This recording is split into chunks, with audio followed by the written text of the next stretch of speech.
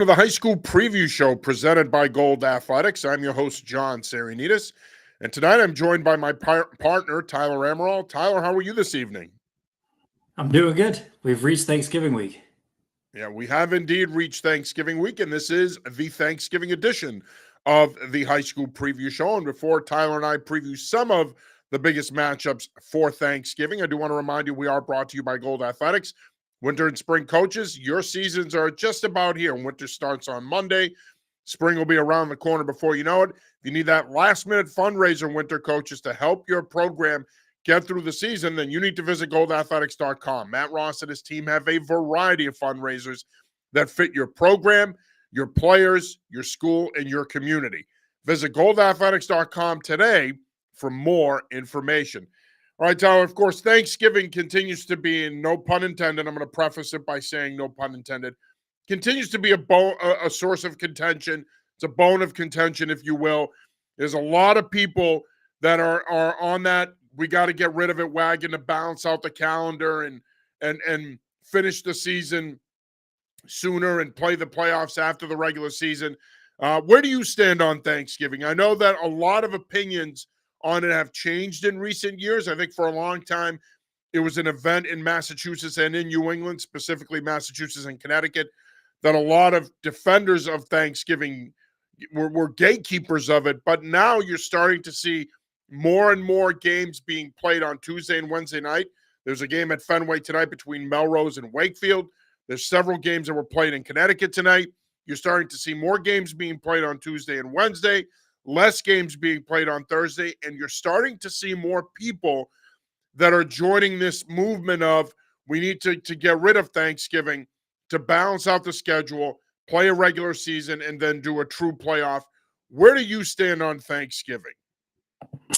I'm still a fan of Thanksgiving. But if we're gonna be playing Tuesday, Wednesday night games, then get rid of it. Like that's just stupid.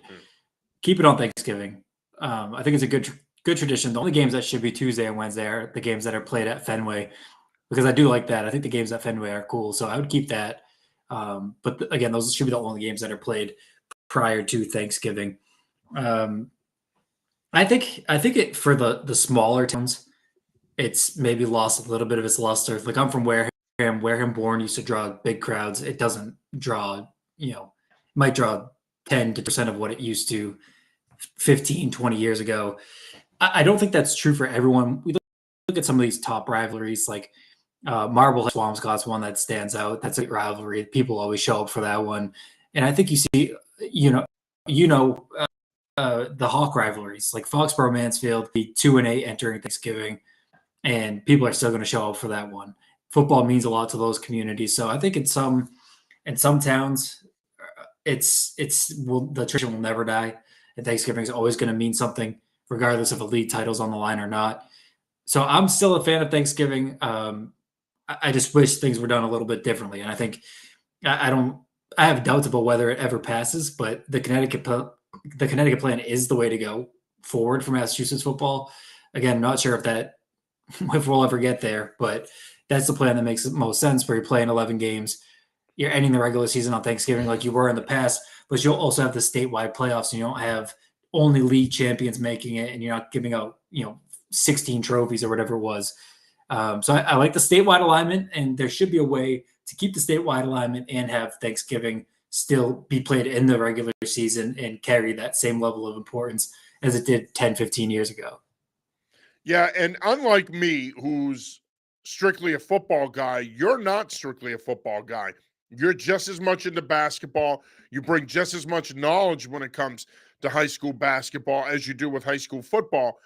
And the reason I say that is this is coming from you who does follow winter sports, specifically basketball, and does care about them. And even you're saying that Connecticut plan where you play 10 regular season games plus Thanksgiving, then your playoffs, makes sense. So for you to be saying that, if I'm saying it, people are going to say, well, he's saying it because he's a football guy and he thinks football should get everything. And that's fair. Fine, say that. I don't really care.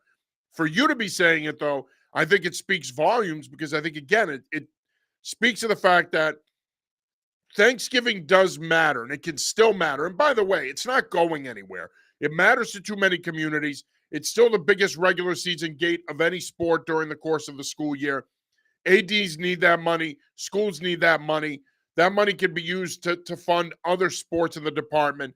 Thanksgiving's not going anywhere because, yes, Wareham and Bourne may not get the crowds they used to get, but a lot of these rivalry games, the Wellsies and the Needhams, the Swampscotts and the Marbleheads, these games are still going to get big crowds, man.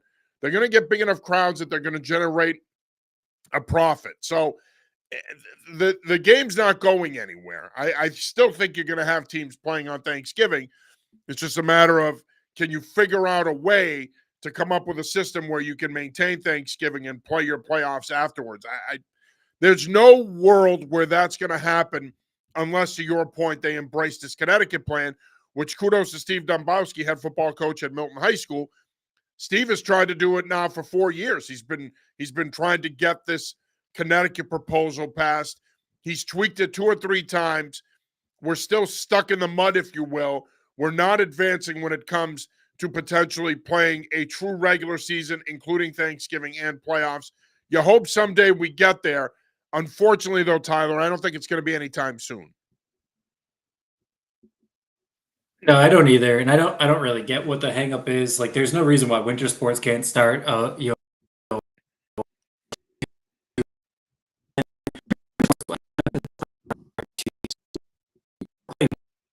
When there's still somewhere. How's that good for the spring coaches? So I think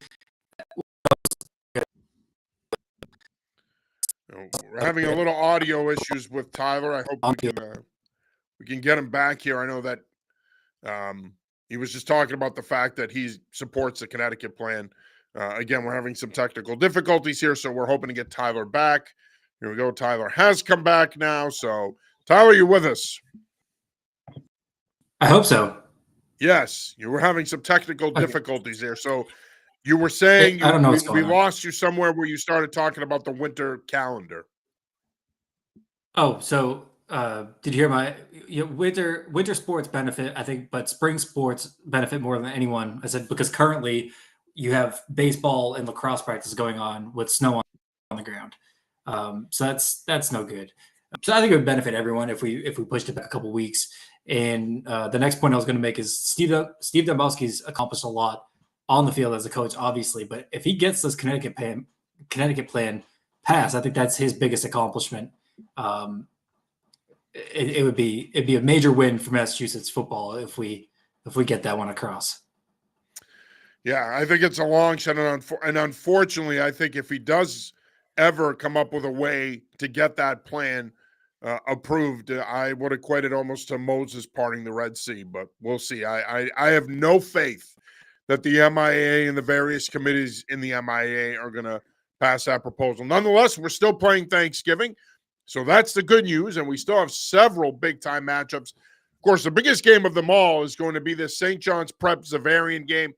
Prep travels to Xaverian on Thursday morning. Of course, the two teams are going to meet about a week later on Saturday, December 6th at 6:15 in the Division I Super Bowl. It'll be the last game of Super Bowl week.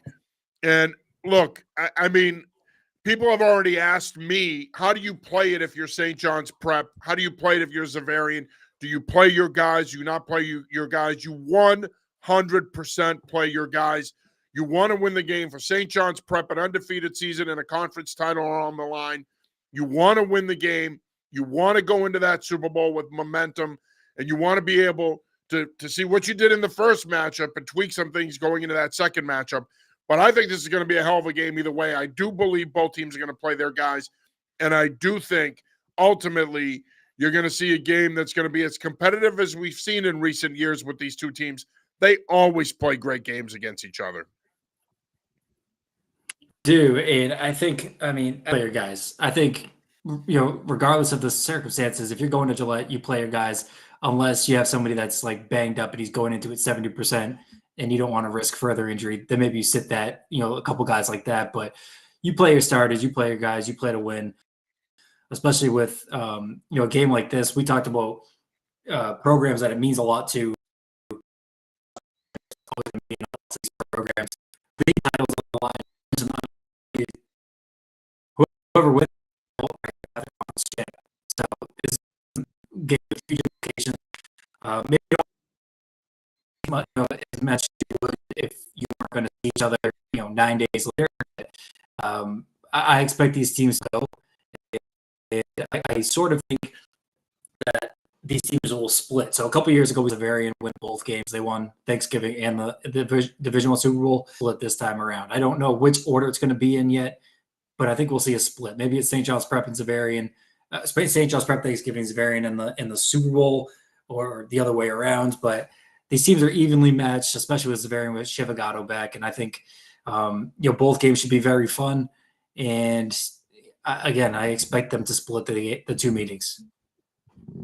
Yeah, it should be interesting. I mean, I think you bring up a good point about them splitting. Like you said, Zavarian won both meetings a couple years ago, but I do think that it's hard to, even next week, even if you've had some time to think about it, and even if you watch these two plays on Thanksgiving, it's going to be hard to say, all right, I think this team's going to win.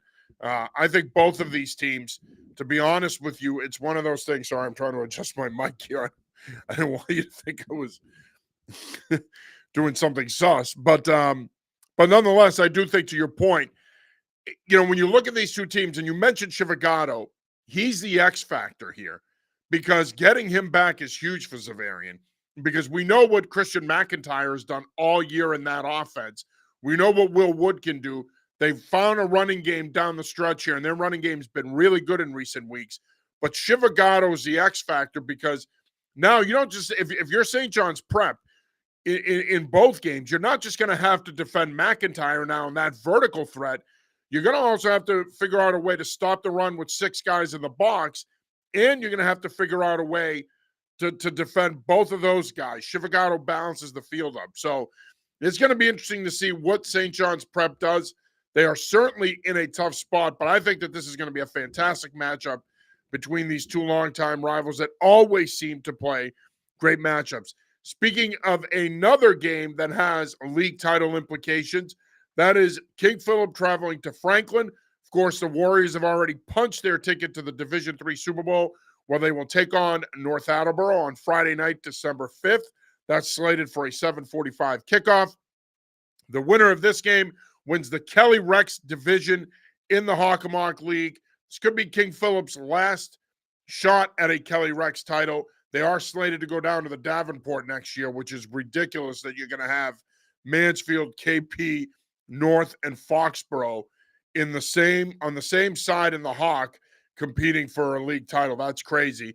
It'll be like the good old days. This should be a really good game, though. Franklin has given KP some problems in recent years. Last year, Franklin got off to a 14-0 start in that game before King Philip had to rally to win. I think that this is going to be a tough matchup. Franklin has beaten King Philip in recent years. Ian Bain was the head coach of the Panthers when that happened a couple years back. For KP, look, they're going to play their guys. Brian Lee always plays his guys. It's a fine line, but you got to do it. The league title does matter to the Warriors. I think this should be a really good game. You got Todd Kiley on the other side. Panthers coming into it at 5-5. They've got nothing to lose. Yeah, they got nothing to lose, and they're a good, they're a good team, but they're an inexperienced team. They're a team to watch here in Division One, as we always try to identify some of these public schools that want to monitor over the next couple of years. Talk that versatility with their scheme on offense. I think Franklin will be able to hang tough. Ultimately, though, this is a really good King Philip team. Very senior laden group. Of course, they can run the ball. They've got that stable of backs led by like King and Canto Azorio, and the defense is as strong as ever. So I think Franklin might be able to put some pressure on them through the air. Maybe Malden Catholic was able to move it a little bit through the air against KP. Maybe we see something similar with Franklin getting their guys in space. But I think ultimately King Philip will adjust, and they'll end up winning this one by a couple scores. I could see it playing out similarly to last year. Maybe not getting into a 14-0 hole, but sort of nip and tuck for the first 20 minutes to maybe the entire first half, and then KP pulls away in the second half. All right, next up we have another Hockomock League matchup that also has league title implications, this time on the Davenport side. Foxborough, who has punched their ticket to the Division 5 Super Bowl.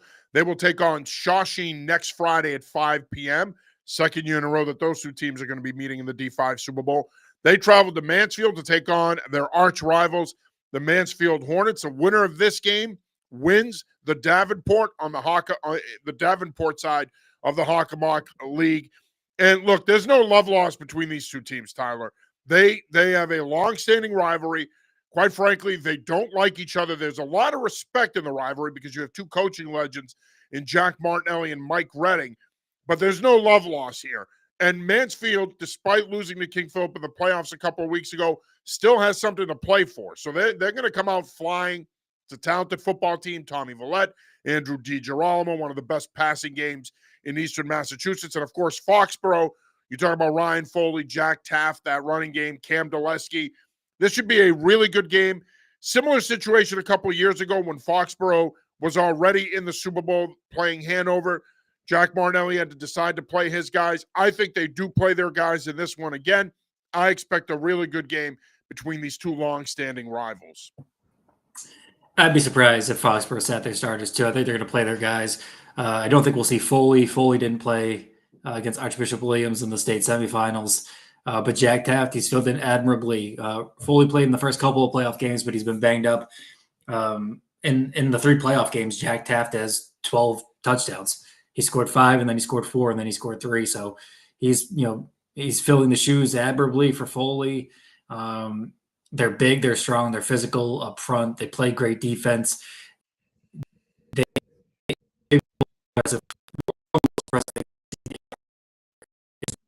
Bishop Williams on Saturday at halftime.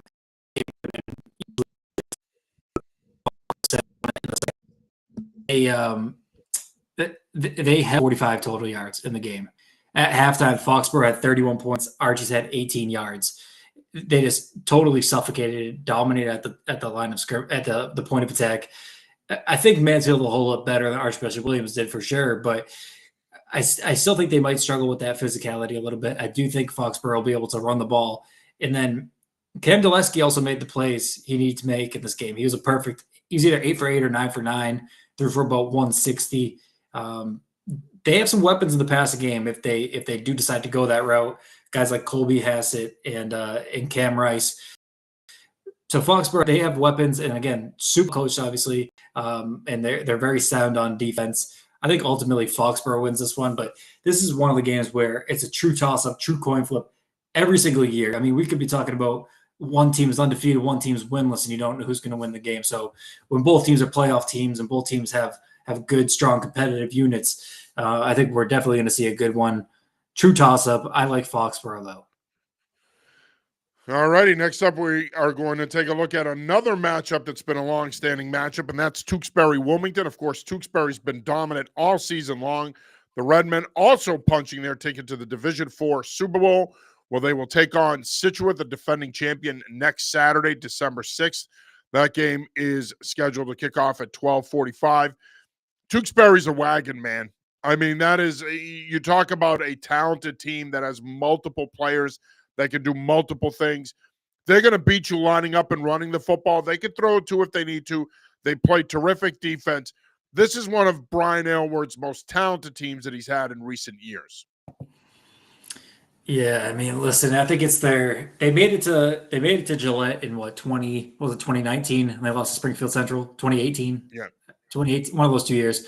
Yeah, when they were Division 3. Yep. Yeah. It's probably their best team since 2012 or 2013. The first year of the statewide format, they won the state championship. And I think this is the best Tewksbury team since then. It is an absolute wagon. I like obviously there's no way it would happen with one in D4 and one in D3, but I wish Tewksbury and King Philip were able to have met somewhere along the line here. I think that would be a really interesting matchup. I think they're really closely I think they're really close, like top 5th and 6th maybe in the state, something like that, like 2 top 6 or 7 teams, something like that in state, regardless of division. This Redmen have played one close game all year. It was against Lowell. They beat them by 6 points. Everything else has been a blowout. They played good teams like Andover. They've blown through the D4 playoffs. I'm looking forward to that matchup against Situate at Gillette. Now on the other side, Wilmington, this under Coach Kavanaugh, he's done a great job here in year one. This is the best Wilmington team in years. It just so happens that it's also the best Tewksbury team in years. So, you kind of feel for the Wilmington, guys a little bit, the coaches, fans, the staff, and the player. They have a good unit, but man, I don't think they can get it done here. Assuming Tewksbury plays all of their guys, I think the Redmen roll again, but had a nice year here. It seems to be a program on the rise in Division 6. All right, next up we have another matchup north of the city. This time we're going to take a look at Bedford versus Burlington. Burlington, with a disappointing end to their season last week, have a chance to end their season, a terrific season for the Red Devils, on a high note by beating a good Bedford team that also had a pretty good season. Yeah, both teams made it to the D4 playoffs. Bedford was upset in round 1 by Walpole, and then Burlington lost in round 2 to Duxbury on the road. Features 2 of the best players in the state that I don't think get a lot of the recognition and publicity that they should. On Bedford, Ryan Brooks on Burlington. That Burlington they can really run the ball. A lot of misdirection in that offense. It's tough to play against these types of teams. I think it's gonna be a low scoring game. Burlington ends up pulling this one out though, but I think this is one of the more evenly matched games between these two schools on Thanksgiving recently. Really good. Again, both were playoff teams this year. I think Burlington's a better team this year though, and Ryan Brooks on top. You are watching the high school preview show presented by Gold Athletics. I'm your host, John Sarianides. As always, I'm joined by my partner, Tyler Amaral. And before we continue our Thanksgiving preview, I do want to remind you coaches out there that if you're in the market for a fundraiser that will generate good revenue for your program, then visit goldathletics.com. Matt Ross and his team have a variety of fundraisers that they can cater to your program, your school, and your community. Visit goldathletics.com today for more information. And unfortunately, we've had some technical difficulties with Tyler tonight. We hope to get those rectified. Tyler, we're hoping, can join us here again shortly.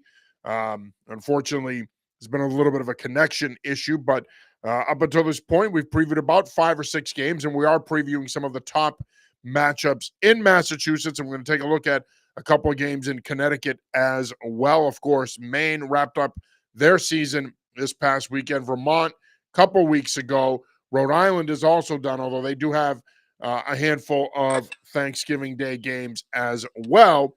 But it's predominantly Massachusetts and Connecticut that are taking the stage over the course of the next 3 days for Thanksgiving. Tyler, great to have you back. Hopefully, we've worked through some of our connection issues here.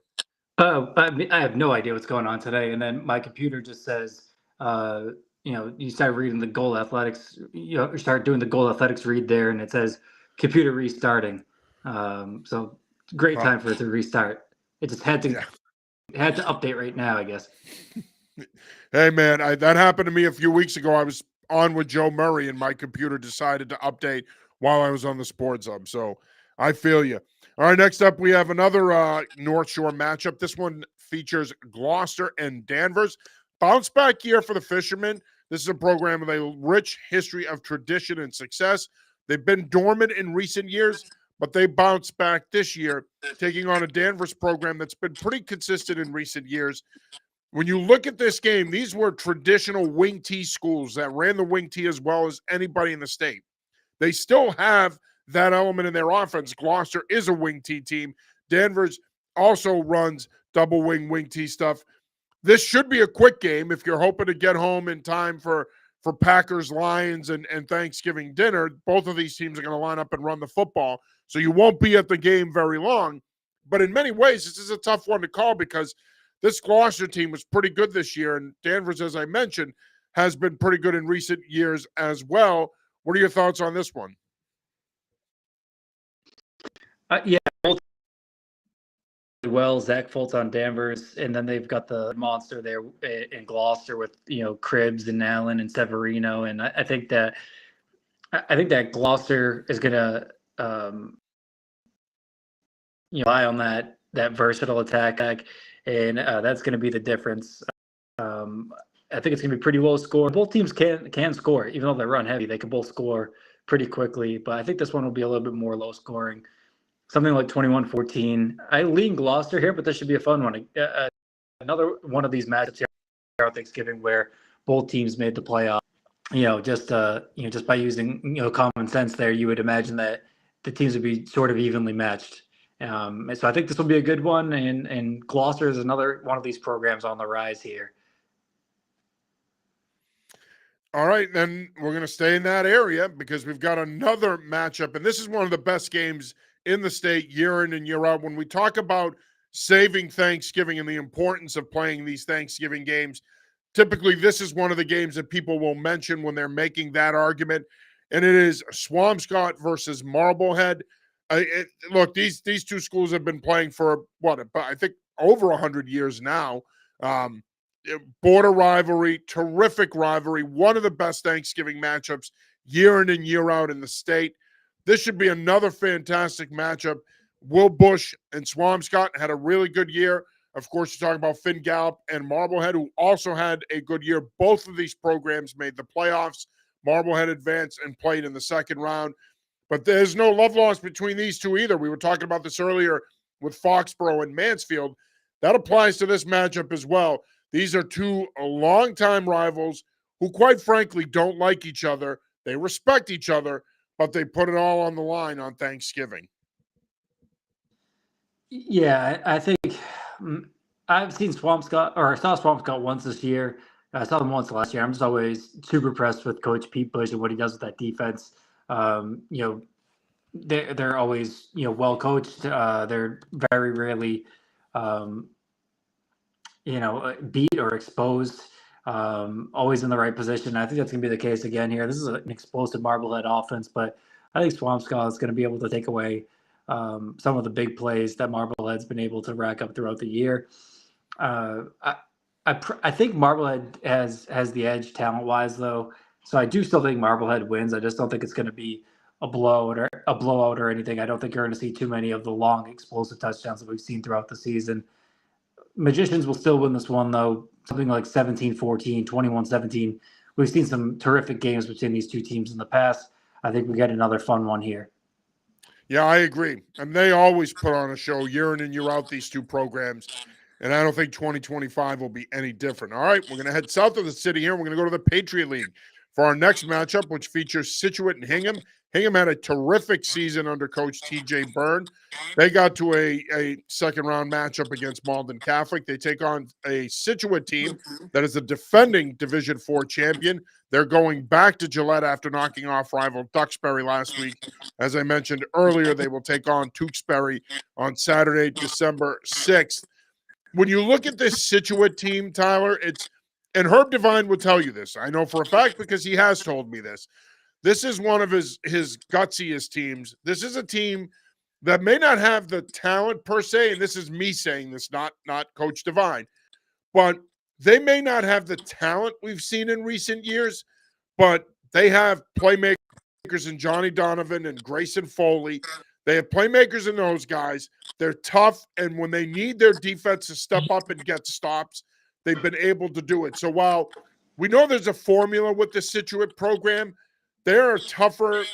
Not that their other teams weren't tough, because they have been, but this is a tough, gutsy team that knows how to win close games and knows what it takes to win championships. And I feel like this is a program team, this edition of the Scituate Sailors, that this is a byproduct of what Herb Devine has built at Scituate.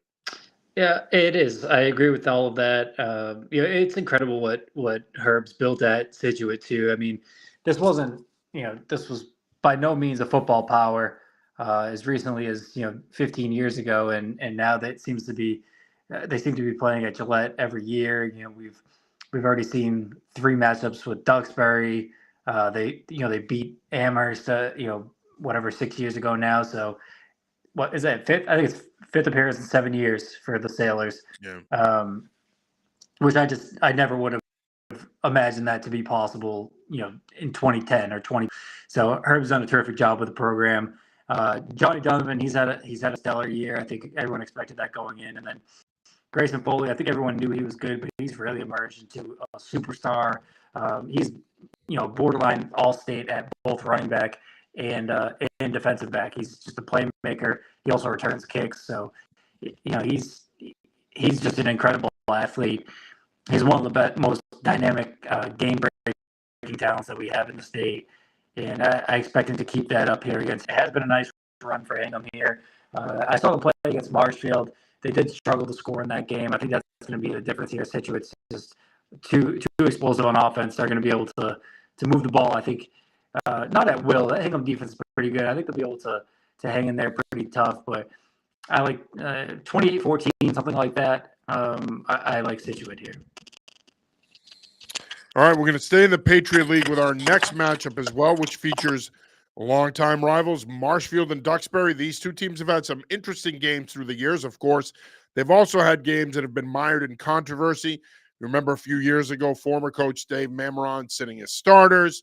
That drew a lot of attention and a lot of negative attention, unfortunately. You understand what Amaral was trying to do there, but nonetheless, a lot of people thought that it wasn't necessarily the best move for the kids. It's gone back and forth, but both teams are playing for pride this year. They're not in the playoffs. They're not going to Gillette. But nonetheless, this should be one of the best games of the day between two programs that have had a lot of success in recent years, a lot of championship caliber success. It's going to be a fun one, and it could be a high-scoring one. When you talk about being on shootout alert, this could be a shootout. It typically is when these two teams are going into it and they're playing their guys and they're healthy. Absolutely could. Marshfield isn't quite as explosive as they have been in years past on offense, but you never know with Chris Aruka at coach. They could easily score 40 in any game. That Duxbury defense wasn't what we've seen from Duxbury in the past. Really midway through the season, but they've since righted the ship. They obviously ran into Situate last week, but prior to that in the playoffs, they had been playing really well, and really, the last 3 regular season games they were playing well. And Brady Rhinesmith has emerged as a nice player at quarterback. He had a couple 300-yard passing games here in the playoffs. Duxbury, I think, is playing better football right now. I think Duxbury really improved as the season went on. I think they're the better team, and this should be a good one. Of course, both teams are going to be playing all their starters with no Super Bowl on the horizon for either team. Give me Duxbury here. Should be a fun one, though, 28-21. I agree. I think it's going to be one of the games of the day, so we'll see. We're going to stay in that part of the state, and next up we have Hanover versus Norwell. Of course, Norwell is going to be playing Fairhaven in the Division 6 Super Bowl. Expectation is that we will see standout quarterback Jack Lucarelli here. Hanover losing to Archbishop Williams a couple weeks ago in the playoffs. Another game that could end up being a high-scoring affair. Yeah, absolutely could. I think this is going to be a fun one. I don't think Norwell's going to sit their starters in this one. I think they're going to, I think it was two years ago when Hanover went, they sat their starters against Norwell. I don't think Norwell will do that this year against Hanover. There's a lot at stake still. I know nobody's interested in chasing, personal accolades or anything like this at this point in the season, but Jack Lucarelli is closing in on a couple school records here. He just surpassed 2,000 yards rushing in the season. I think Norwell's going to want to, keep the momentum up. I think they're going to play their guys in this one and try to enter Gillette on a high note. They're not undefeated or anything. They've lost, a couple games this year to Abington and Situate, but I think they're going to want some momentum heading into Gillette, especially when they're going to be playing against a Fairhaven team that's playing very well. That's a well coached team and a team that's making their 3rd straight appearance at Gillette. So they're going to want to enter with some momentum. I suspect they will play their guys, and it's just hard for me to bet against Jack Lucarelli in this one. He has 2,000 yards rushing as a quarterback this year, 30 touchdowns on the ground, but make no mistake about it, he can beat you with his arm if he has to as well. He's a talented guy, and Norwell's going to win this one. All right, we have another long-standing rivalry next, which features Fairhaven and Dartmouth. As I mentioned, Fairhaven is going to be playing in the Division 6 Super Bowl. They're going to be playing Norwell. Derek Almeida once again has the Blue Devils in position to win their second state title in 3 years. Going up against a Dartmouth team that has had a good year. Richard White doing a great job there as always with that program. Again, knowing Coach Almeida like I do, I would be shocked if he didn't play his guys in this one. This game means a lot to that Fairhaven community. It does, and talking about, like, we were just saying this, or I was just saying this about Situate and how I never thought they would get to this point. I never thought Fairhaven would get to this point. To be honest, like I've watched Fairhaven pretty closely throughout the years, being from Wareham, same conference, and Derek Almeida won the state championship with Falmouth in 2016, and I had somebody tell me. Like they were like, don't be surprised if Derek Almeida wins the state championship at Falmouth within his first 5 years with the program. I was like, oh man, I mean he's a great coach, but Fairhaven hasn't had much football success really at all in the 21st century. Just a couple playoff appearances, and sure enough, he gets there. He gets to Fairhaven, turns the program around, and now they're a Gillette fixture, and they might be going for a three-peat if Justin Marks doesn't get hurt last year, but either way, and they have this prolific rushing attack still with the triple option. Aaron Legou ran for over 200 yards last week. Grant Darmoffel had 3 touchdowns. Again, we've talked about this throughout the year. They're a triple option team, and so I think a lot of people think they're going to play low scoring games. They play with a lot of tempo, and they get chunk plays. They're ripping off 7, 8, 12, 14-yard runs at a time. And that really wears on teams because they run the ball super run heavy. They'll barely pass the ball, but they play with that pace and they play with that misdirection. You don't know where the ball's going. So this Fairhaven team is very tough to play against. I think the defense has finally caught up, or not finally, but maybe 5 weeks ago, the defense caught up to the offense. They're going to be really tough out here. I think they're going to also, same reasons as Norwell, they're going to be playing with a lot of pride. They're going to be playing for the program. They want to enter Gillette with some momentum. They're going to play their guys against Dartmouth, and they're going to win. All righty, we go back to north of the city for our next matchup we're going to take a look at, and it features St. Mary's versus Bishop Fenwick. 2 playoff teams again. Fenwick had in my opinion, one of the bigger upsets of the playoffs when they knocked off Abington at Abington. And then, of course, they ran into that triple option buzzsaw with Fairhaven. St. Mary's, again, that was a team that made the playoffs. They won a round, and then they ran into a buzzsaw themselves in Shawsheen. So these are two very good teams. I think St. Mary's might have a little bit of an edge in terms of talent, but something tells me Fenwick's going to win this one this year. Coach Dave Woods has had a nice season. They've lost 5 games or whatever it is, but it's 5 quality opponents. Teams that made playoff runs. All teams, everyone they lost to made the playoffs. So I think Fenwick gets this one done by a touchdown. Dylan Patarelli, caps off his career with a couple touchdowns.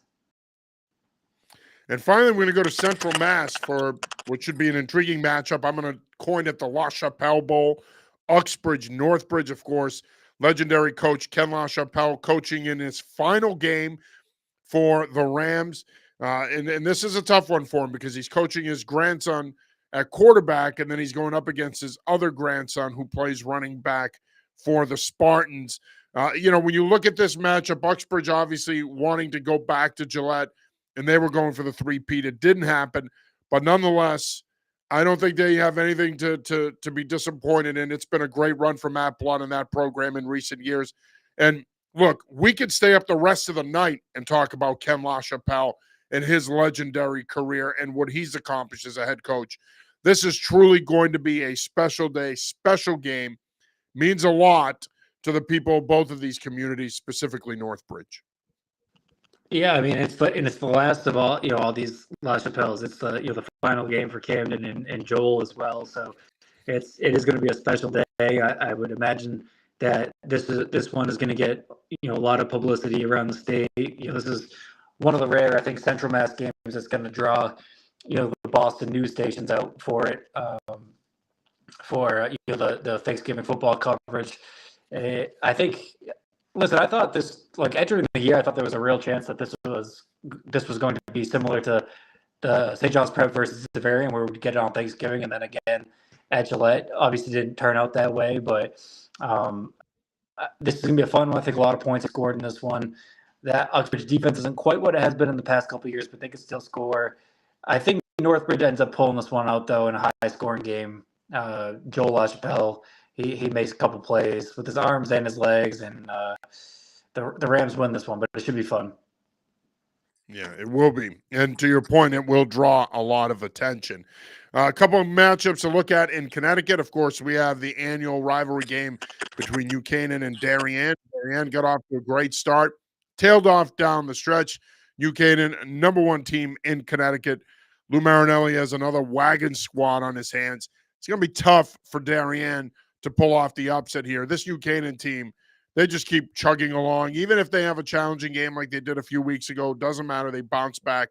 They keep doing what they do. This could be a game for a half, but I think ultimately this New Canaan team is too talented.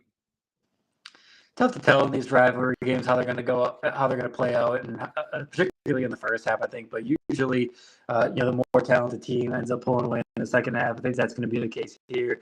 New Canaan, they've done it in multiple different ways throughout the year. They're the best team in Connecticut. I think they're gonna pull away in this one. Yeah, and then another big matchup features Staples and Greenwich. Both, of course, are Class L programs, I should say. So Class L programs. So should be a really good matchup there as well. Staples, another program that got off to a really good start. They tailed off down the stretch. Greenwich looking to go back to back in Class LL. This should be a really good matchup. Both teams, I suspect, are going to come to play, and depending on how the brackets shape up in the CIAC, these two teams may see each other again like they did last year in the playoffs. Yeah, it could happen. I think Greenwich is the better team. I think Greenwich is, a top 3 or 5 team, maybe as high as 2 in Connecticut. Very good team once again. Greenwich is a great program. They're going to win this one. Yeah, a couple of other matchups to keep an eye on. St. Joe's at Trumbull. Great season for St. Joe's so far. They want to finish the season off on the right foot and go into the playoffs with some momentum. And then Naugatuck at Ansonia should be another good matchup as well. Ansonia looking to also make another playoff run here. So we'll see. But those are also a couple of games that should be pretty intriguing. Amaral, you are having some technical difficulties here, my friend. But before we go, I just wanted to get your thoughts on the Super Bowls next week. Initial thoughts. We're going to have a preview show next week to preview each and every game for the MIAA Super Bowls. But what are some initial thoughts on the matchups? What could we potentially see within those matchups, and what are games you like? I think we're lined up for some pretty fun games here. Of course, Division One's going to grab a lot of the headlines, rightfully so. That's going to be a fantastic game. A lot of talent on both sides of the ball, and of course the Thanksgiving rival aspect of that game as well. But that's a fascinating one. Another fascinating one is King Philip versus North Attleboro. 2 Hockomock heavyweights. North Attleboro going for the repeat. King Philip going for its second title in 3 years. That absolute rock fight. There might be a total of 21 points scored in the game. So I think that's going to be really fun. Division 5, Foxborough and Shawsheen obviously don't play in the same conference, but they might as well at this point. They've played each other the last 3 years. Well, this will be the third meeting in a row, or third straight year that they meet each other. And these teams do not like each other. There's been a little bit of bad blood here over the last 2 playoff matchups. This is the rubber match, so this is going to be one of the games I'm really circling and looking forward to. But I think we're going to get some good matchups this year. I think the only one on paper that stands out as a mismatch is Catholic Memorial versus Bishop Feehan. I think most people would agree with that. But we don't really need to get too deep into that one right now, and where those teams should be aligned. But Catholic Memorial, I think, is the clear favorite there. But across in the other 7 divisions, I don't know if you could look at it and say that there's a decisive favorite in any of the 7 divisions. Yeah, I agree with you. I think it's going to be a very well-balanced set of Super Bowl matchups here that could go either way. To your point, outside of Division II, which CM's going to be the prohibitive favorite, I think when you look at those other 7 games, I don't want to say they're toss-ups necessarily. You can define a team as a favorite in the matchup, but they could go either way here. And one thing we've seen at Gillette Stadium in recent years is you've had your fair share of upsets. You've had your fair share of games that have gone the other way.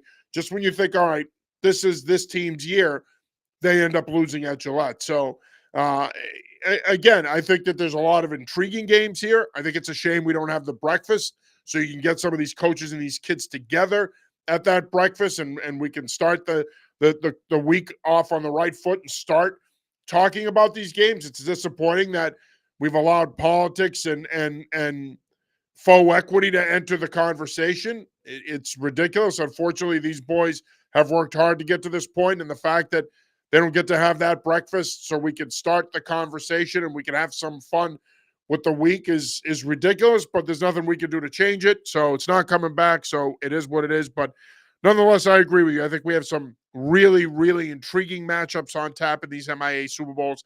And I think we're going to have a lot of close games, man. I really do. You mentioned the King Philip North Attleboro game potentially being close. I think they're all a lot of them are going to be close.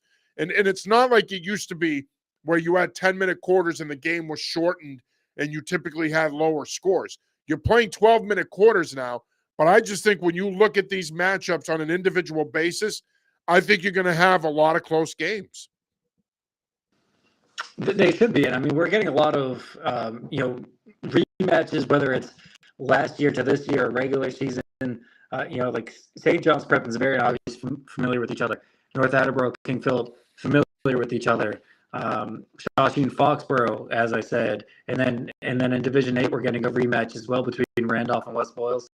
So it should be a really fun 3 days of games. They finally got it right too. It helps, I think, that the Patriots are on a bye week where we have the game split up across 3 days, and it's not Wednesday, Thursday, Friday.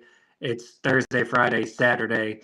And I have no real issues with how they laid out the schedule either. I think everything kind of makes sense. So I think they did a good job with the entire schedule, playing on those 3 days, Thursday, Friday, Saturday. And I think every game is in a slot that makes a lot of sense. And John, I know you think that the state every year should close with that D1 title game. They're doing it this year. So I think the schedule, actually, for the first time in a couple of years here, makes a lot of sense. Yeah, you bring up a good point. I think the Patriots being on a bye is huge. Unfortunately, the NFL can't schedule their bye that weekend every year, but I do think that them being on a bye makes a big difference here now because the stadium is available. And I love the 2-2-4 format. I used to love the all-day Saturday Super Bowl bonanza that it was. I used to love being up there all day and the different games and doing all the different things that we did back when I was with ESPN Boston and even with us with New England Football Journal. So I think it's fantastic. It's great to see. It's going to make for 3 great days of football action. And like we've said, I think these are fantastic matchups. The majority of them should be pretty evenly played games that are going to come down to the fourth quarter and 1 or 2 plays. So we're excited. We'll be back with you next week to preview each of the 8 MIAA Super Bowl matchups for this season. And, of course, Connecticut wraps up their regular season on Thursday. Some schools wrapped up tonight, some tomorrow, some Thursday. Their playoffs kick off next week as well. So plenty of football still to go at the high school level here over the next couple of weeks. We've got some great games coming your way, and we're looking forward to covering them.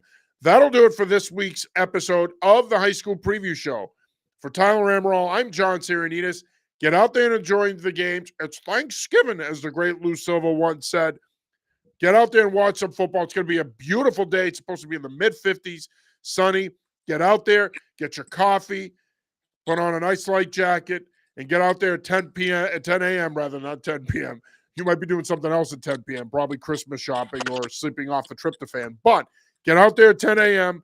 and watch these kids battle it out in these rivalry games. It is truly the best day of the year, my favorite day of the year, so I'm excited for it. So until next time, peace.